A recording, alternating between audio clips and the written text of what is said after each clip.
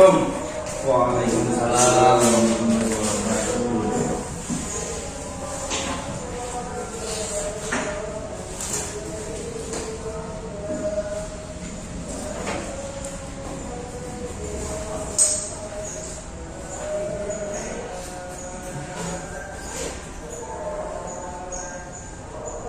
Assalamualaikum warahmatullahi wabarakatuh. Waalaikumsalam warahmatullahi wabarakatuh. Baiklah. Gimana kabarnya? Alhamdulillah baik Pak. Alhamdulillah.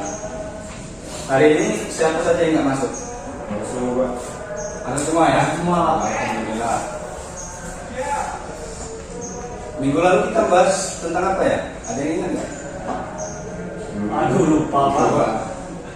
Ya, kita minggu kemarin tuh bahas tentang misi dakwah Nabi Muhammad di Madinah. Nah, minggu ini materi kita tentang misi dakwah Nabi Muhammad SAW di Mekah. Ada yang tahu nggak sih apa aja dalam misi Nabi dakwah Nabi Muhammad di Mekah ini? Tahu nggak? Belum tahu Pak. Belum tahu ya? Belum. Di pertemuan kali ini kita akan bahas ya.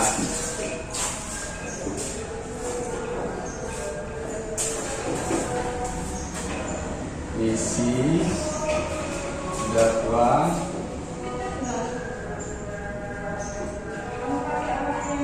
Nabi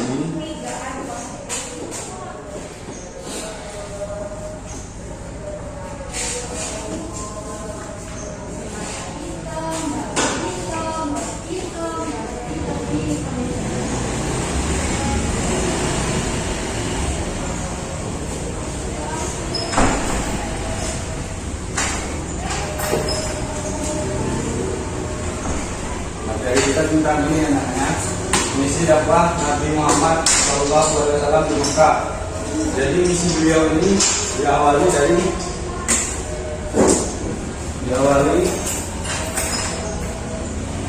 dan sebenarnya misi beliau ini permulaan dari Nabi Muhammad diangkat sebagai Nabi dan Rasul pada tanggal 17 Ramadan.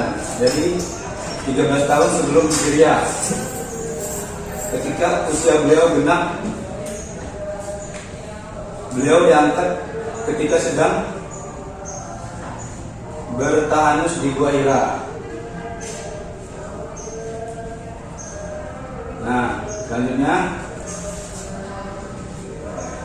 sebuah Jabal Nur yang terletak beberapa kilometer sebelah utara di kota Mekah.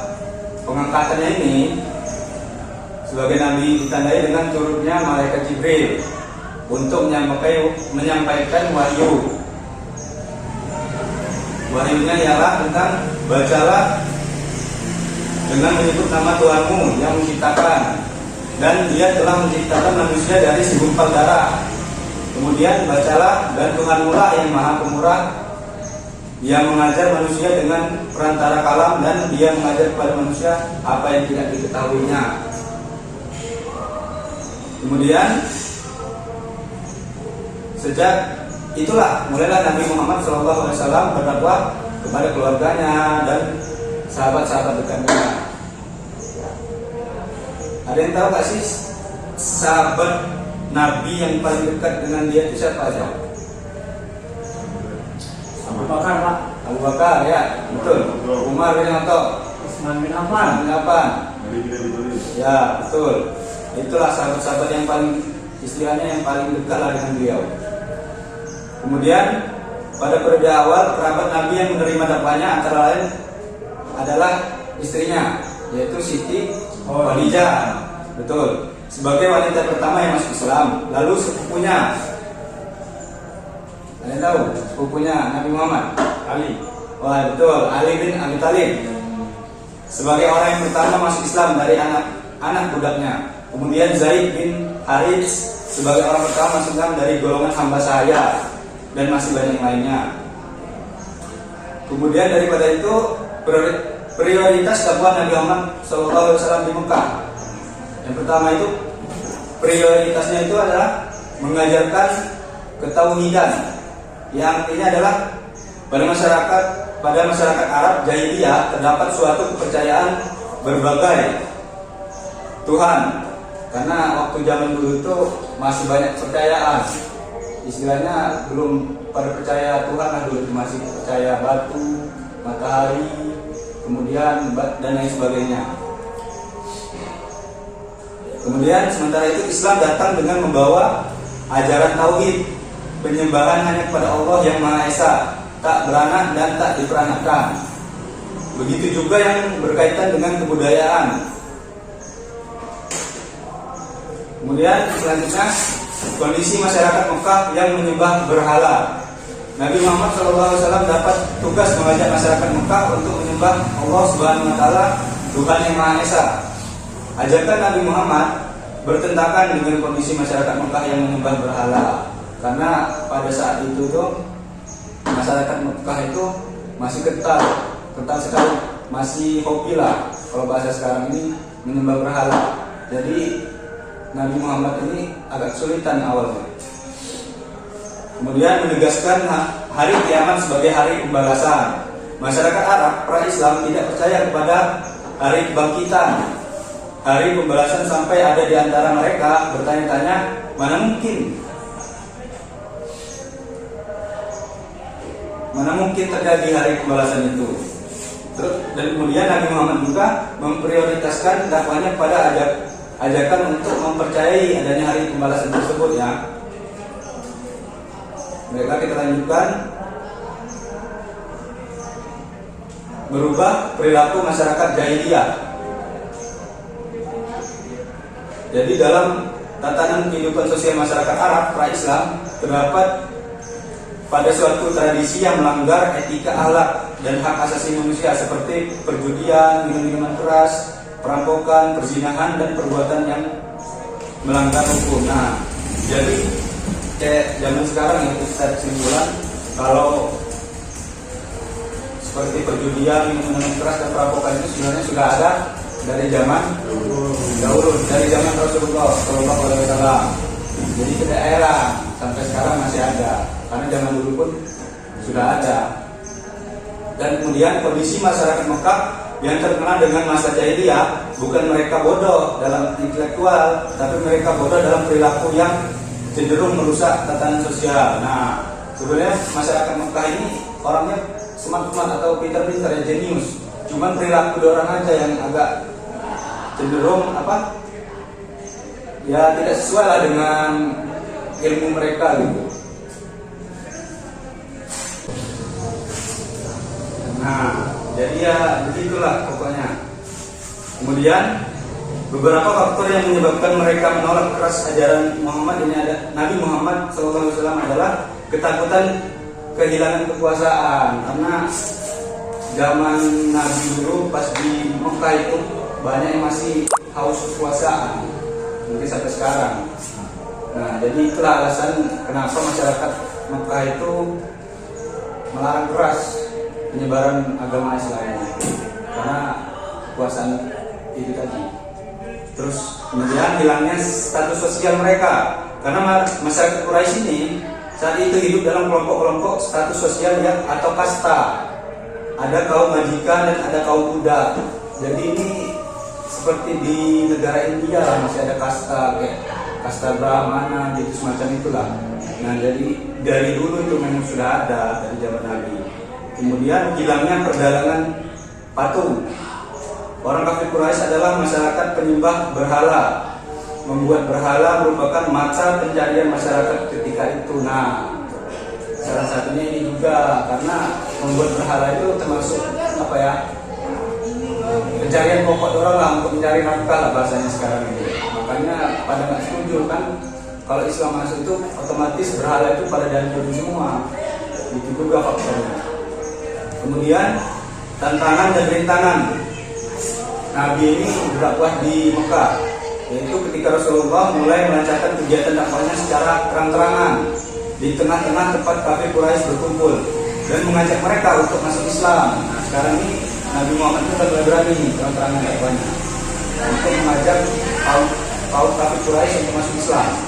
Lalu kaum kafir Quraisy menghambat dan menghalangi dakwah Rasulullah melalui berbagai cara, diantaranya penghinaan, ancaman dan siksaan terhadap Rasulullah SAW. Rasulullah dihina sebagai orang gila katanya, tukang sihir, anak celaka dan sebagainya. Kemudian penghinaan, ancaman atau siksaan terhadap pengikut Rasulullah, misalnya penghinaan dan siksaan yang ditimpakan kepada Bilal oleh majikannya. Dia dijemur di tengah terik matahari sambil dilempar batu, tidak puas. Majikannya pun mencambuknya dan menimpanya, karena zaman dulu kekerasan itu masih diharapkan kalau untuk seorang budak ya pada majikannya. Jadi belum ada sekarang ini hak asasi manusia belum ada zaman dulu. Jadi masih kekerasan itu masih hal yang tabu lah. Kemudian menunjukkan harta, kedudukan dan wanita. Langkah itu dilakukan oleh kafir Quraisy dengan mengutus Utbah bin Rabi'ah untuk membujuk Rasulullah dengan harta dengan janji berapapun Nabi meminta maka akan diberikan. Jadi Nabi pada zaman dulu itu dibujuk oleh kaum kafir Quraisy untuk menghentikan dakwahnya, yaitu dengan memberikan nominal uang. Mungkin zaman dulu itu belum ada uang, mungkin dengan emas, perak, semacam itulah. Kemudian membujuk Nabi untuk bertukar sesembahan. Apa maksudnya ini? Kafir Quraisy juga menawarkan kepada Nabi untuk saling bertukar sesembahan, di mana mereka meminta Nabi untuk menyembah Tuhan Latta dan Uzza dalam beberapa hari, untuk kemudian mereka bersedia menyembah Allah. Namun usaha ditolak Nabi melalui firman-Nya. Kemudian membujuk dan memprovokasi Abu Talib. Tindakan langsung terhadap Nabi selalu mendapati kegagalan. Maka kafir Quraisy mulai beralih untuk mempengaruhi dan membujuk pamannya, yaitu Abu Talib, agar memerintahkan Nabi berhenti berdakwah.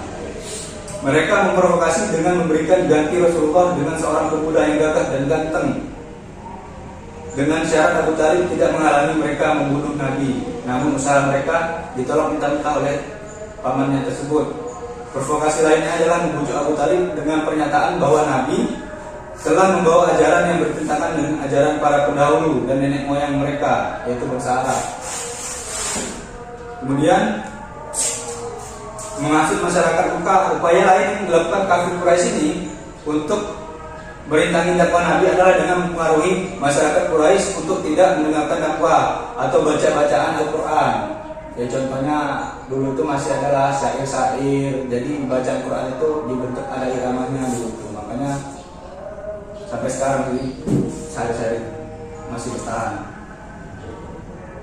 Kemudian pengasingan dan pemboikotan Bani Hashim dan Bani Muttalib. Upaya ini merupakan upaya yang sangat menyengsarakan kaum muslimin. Kenapa? Karena kafir Quraisy melarang siapapun untuk berinteraksi dengan Bani Hashim dan Bani Muttalib, melakukan interaksi jual beli, menikahi atau dinikahi. Kemudian modal kesuksesan Nabi Muhammad SAW dalam berdakwah di Mekah. Nabi Muhammad SAW mengembangkan dakwahnya di Mekah dengan segala tantangan dan ancaman dari masyarakat Quraisy. Tantangan tersebut tidak menghalangi beliau untuk menghentikan dakwahnya. Karakter yang dimiliki oleh Nabi Muhammad SAW itu diantaranya adalah sabar. Nabi Muhammad SAW memiliki kesabaran dalam menghadapi ancaman, tantangan, hambatan dan gangguan baik dari keluarga maupun masyarakat. Kemudian kegigihan dan keuletan beliau. Pokoknya beliau itu kalau belum mencapai targetnya nggak berhenti. Pokoknya itu yang bentuk kegigihan. Kemudian berakidah yang benar dan kuat. Karakter ini menjadi modal utama dalam dakwah Nabi Muhammad. Beliau meyakini akan janji Allah. Beliau tidak pernah ragu akan janji Allah yang akan melindungi dakwahnya. Nah, itulah sifat Nabi yang harus kita contoh di zaman sekarang ini. Walaupun tidak mirip, ya menyerupai lah. Bukan begitu, nak ucap? Begitu kan? Ya, nggak boleh ngantuk ini, harus semangat. Ya, karena kita membahas sejarah Nabi kita sini. Nabi kita sendiri yaitu Nabi Muhammad SAW. Nah, mungkin kita cukupkan ya untuk pertemuan kali ini karena waktunya sebentar lagi kayaknya udah mau habis ini. Ya mungkin sekian ya. Sebelum itu ini Bapak ada evaluasi tugas. Jadi minggu depan harus sudah dikumpul ya. Nanti Bapak datanya apa tugasnya Bapak kirim di grup kita, grup kelas kita. Dicek ya, jangan lupa nanti yang nggak masuk dikabari, yang masih izin tadi ya. Ya Pak. Ya mungkin sekianlah pelajaran hari ini. Kalau banyak salah kata atau kesilapan, Bapak mohon maaf, pada Allah Bapak mohon ampun. Bapak akhiri wabillahi taufiq wal hidayah. Wassalamualaikum warahmatullahi wabarakatuh. Waalaikumsalam warahmatullahi wabarakatuh.